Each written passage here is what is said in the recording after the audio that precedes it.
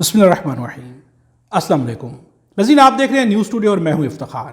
ناظرین، مشن نور کام کر گیا ہے، اذانیں خدا کی بارگاہ میں قبول ہو گئی ہیں، اذانوں نے اپنا کام دکھانا شروع کر دیا ہے۔ خواجہ آصف نے ایک ٹویٹ کی ہے اور یہ ٹویٹ بتا رہی ہے کہ مشن نور کامیاب ہو گیا ہے۔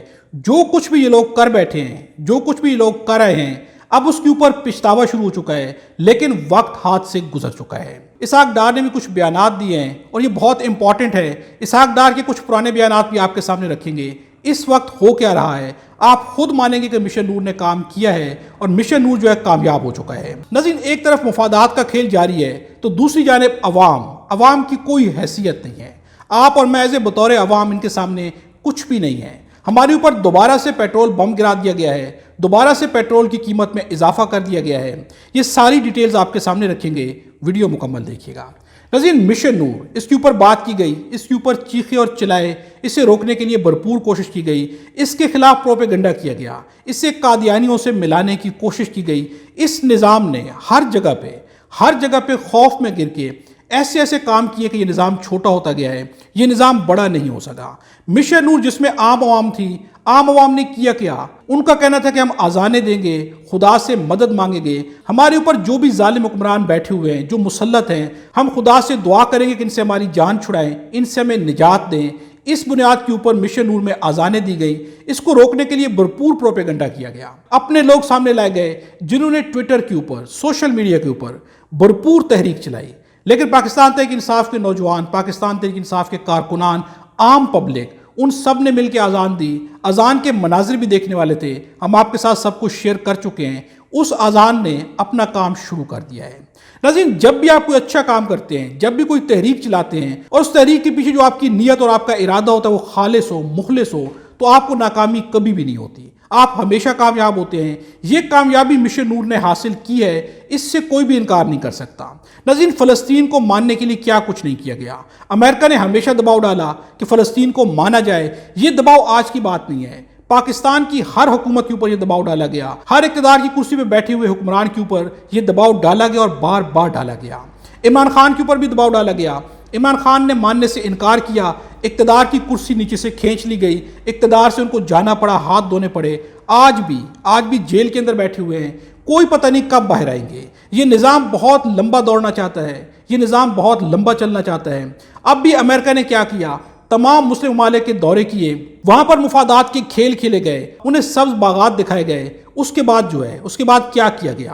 اس کے بعد ایک معاہدہ تیار کیا گیا، اس میں 20 یا 21 پوائنٹ رکھے گئے، انہیں اسلامی ممالک کے سامنے پیش کیا گیا، بہت اچھا کر کے پیش کرنے کی کوشش کی گئی، انہیں کنونس کیا گیا، انہیں تیار کیا گیا کہ آپ لوگ مان جائیں، ہم فلسطین کے حق میں بہت اچھا کرنے جا رہے ہیں۔ ناظرین، آج صبح کی ویڈیو میں آپ کے سامنے ہم رکھ چکے ہیں کہ نیتن یاہو نے اس بیان کو خود اڑا کے رکھ دیا ہے، اس ایجنڈے پہ پانی پھیر دیا ہے۔ نیتن یاہو کا کہنا ہے کہ فلسطین کبھی ریاست بن ہی نہیں سکتی، یہ صرف دھوکہ اور دکھاوا ہے، فلسطین کبھی ریاست نہیں بنے گی، فلسطین کبھی بھی الگ ریاست کے طور پہ دنیا کے نقشے پر کبھی بھی نہیں ابھرے گی۔ انہوں نے واضح طور پر انکار کر دیا ہے اور ہماری طرف سے ٹویٹس پہ ٹویٹس کی جا رہی ہے کہ ہم ٹرمپ کے اس ایجنڈے کا خیر مقدم کرتے ہیں۔ وہ جو ہے امت مسلمہ کے لیے، دنیا کے لیے سب سے بڑے نجات دہندہ ہیں، سب سے بڑے امن کے علمبردار ہیں، ان سے ہٹ کے تو کوئی امن قائم ہی نہیں کر سکتا۔ لاکھوں لوگوں کی جانیں بچا چکے ہیں، کیا کچھ نہیں کہا گیا۔ اور ناظرین، حقیقت کیا ہے؟ حقیقت تب ہوتی جب آپ بیان دیتے ہیں، حقیقت تب ہوتی جب آپ اکیلے میں تنہائی میں بیٹھے ہوتے ہیں، اور پھر جب آپ سوچتے ہیں تو پھر آپ کو کلیئر نظر آتا ہے۔ اس وقت خواجہ آصف نے ایک ٹویٹ کی ہے اور اس پورے کے پورے ایجنڈے پہ پانی پھیر دیا ہے۔ خواجہ آصف نے کیا کہا ہے؟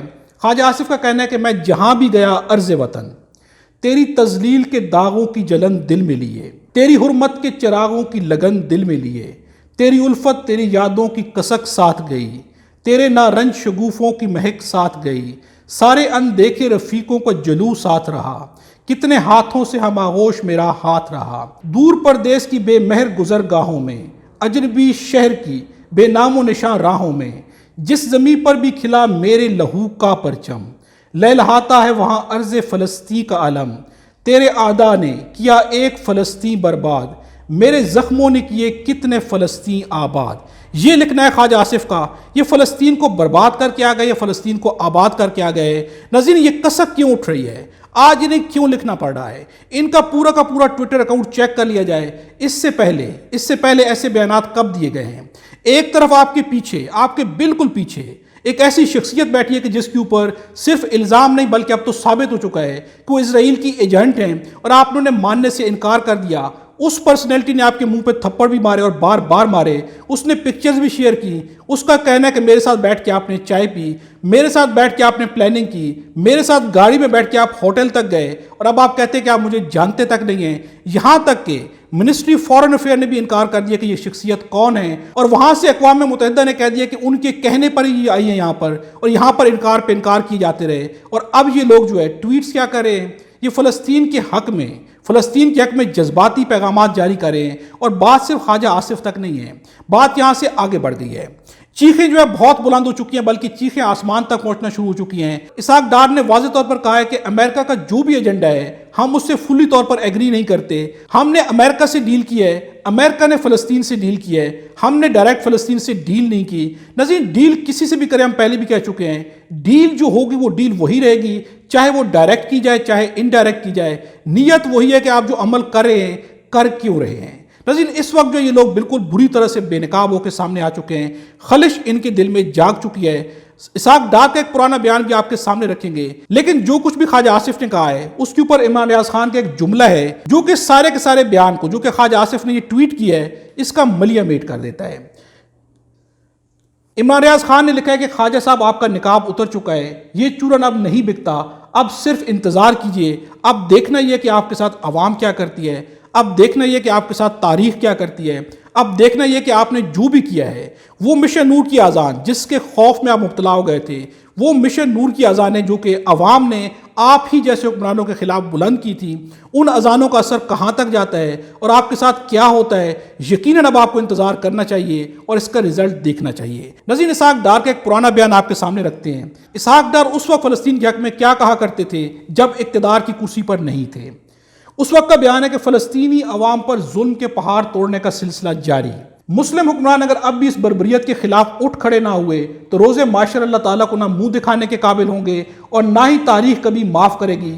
تمام مسلمان ممالک اگر صف بندی کر لیں تو اسرائیل کی جرأت نہیں کہ یہ ظلم مزید جاری رکھ سکے، لیکن آج تمام مسلم ممالک نے مل کے اسرائیل کو اور پاور دیا ہے، اسے مزید ظلم کرنے کے لیے اس کے ساتھ حامی بن کے کھڑے ہو گئے ہیں، اسے شے دی جا رہی ہے، اسے طاقت دی جا رہی ہے، اسے کہا جا رہا ہے کہ آپ نے بہت اچھا کیا۔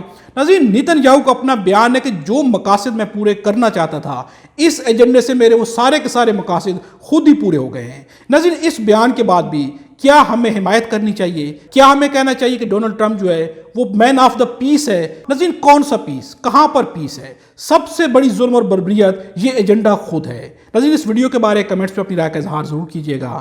خدا ہم سب کو اور ہمارے وطن پاکستان کو اپنی حفظ امان میں رکھے۔